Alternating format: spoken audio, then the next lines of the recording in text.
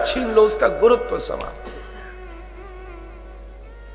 माता से करुणा छीन लो, उसका मातृत्व समाप्त हो गया। पिता से करुणा छीन लो, उसका पितृत्व समाप्त। वक्ता से करुणा छीन लो, ये व्यास गादी करुणा ही का स्वरूप है।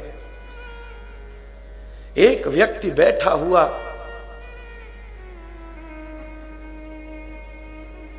अपना हृदय उड़ेल देता है अपने श्रोताओं के सामने।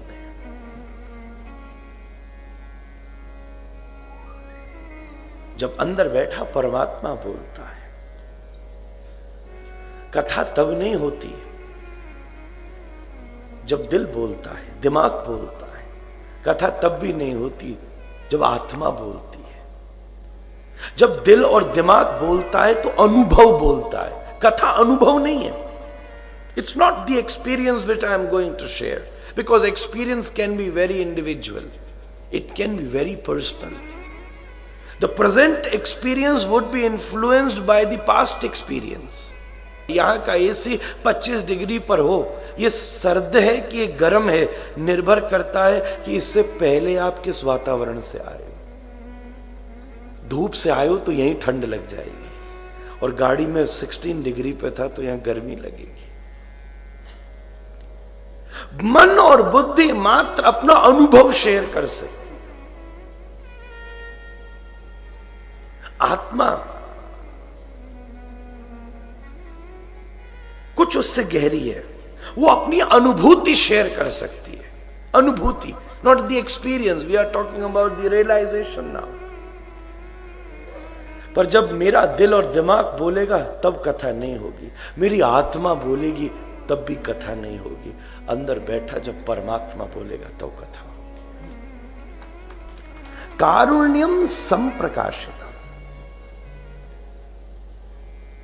जब हृदय में करुणा फूटती है, तुलसीदास जी के हृदय में जब करुणा फूटी तो रामचरितमानस का निर्माण हो गया। कालिदास के हृदय में काली की कृपा हुई, ये काली का देश है।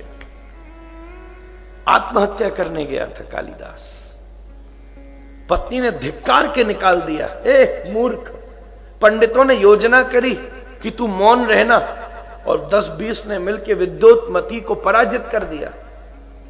शादी कर लिया उसने, वो चाहती थी दुनिया के सबसे बुद्धिमान व्यक्ति से विवाह करूं और इसमें कोई हानि नहीं है, क्यों न चाहे। पर पंडितों ने योजना बनाई और दुनिया के सबसे मूर्ख से ब्याह करा दिया। कहा था तू जब तक ही बचा रहेगा जब तक चुप रहेगा। बीच में से ऊंट जा रहे थे, उच्चारण में अशुद्धि हुई, पकड़ गई, उष्ट्र उष्ट्र पकड़ गई। ये तो दुनिया का महामूर्ख, निकल जाए यहां से, धिक्कार करके निकाल दिया। मन में इतनी तकलीफ हुई, सोचा मैं मर जाऊं। कहते हैं जिस डाली पर बैठा था उसी को काट रहा था, इतना मूर्ख था। धड़ाम सीधा कुएं में कूद गया। अब इतना ज्यादा परेशान और उदास था कि जिस कुएं में कूदा देखा भी नहीं कि उसमें पानी भी है कि नहीं। जब आधा कूद गया, जब दिखा रही नीचे तो झाड़ है, पानी तो है नहीं, तो एकदम चौंक में जीभ बाहर निकली, और जैसे धरती से टकराया तो दांतों के बीच में जीभ आ गई, कट गई और उछल के दूर गिरी। उस कुएं के नीचे कोई योगी बैठकर काली की उपासना करता था, और योगी उस समय अनुपस्थित था, उतरने का साधन भी था, बड़ा गुप्त उसकी पूजा थी। वहां काली की एक मूर्ति रखी थी, जीव उछल के उसके चरणों में गिर गई, भद्रकाली प्रकट हो गई। कईयों ने नारियल दिए, कईयों ने माला फूल दिए, पर कमाल कर दिया, तूने अपनी जीभ चढ़ा दी। जा, आज से जब तू बोलेगा मैं तेरी जीभ पर बैठ जाऊंगी। कालिदास वापस लौटा और पत्नी ने 4 शब्द बोले। जब बड़ी मीठी आवाज में कालिदास बोला तो अंदर से पत्नी बोली, अस्ति कश्चिद वाग विशेषः, और 4 शब्दों पर कालिदास ने 4 ग्रंथ लिख दिए। रघुवंश, मेघदूत, चारों लिख डाली।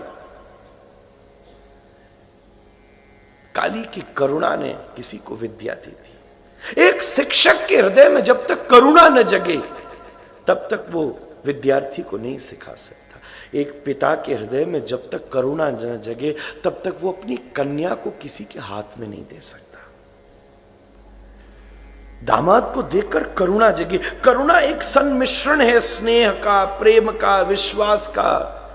ये जब चीजें सारी ये मिल जाती है ना, और हृदय अपनी सबसे कोमल दशा पे होता है, सबसे पिघली दशा पर होता है।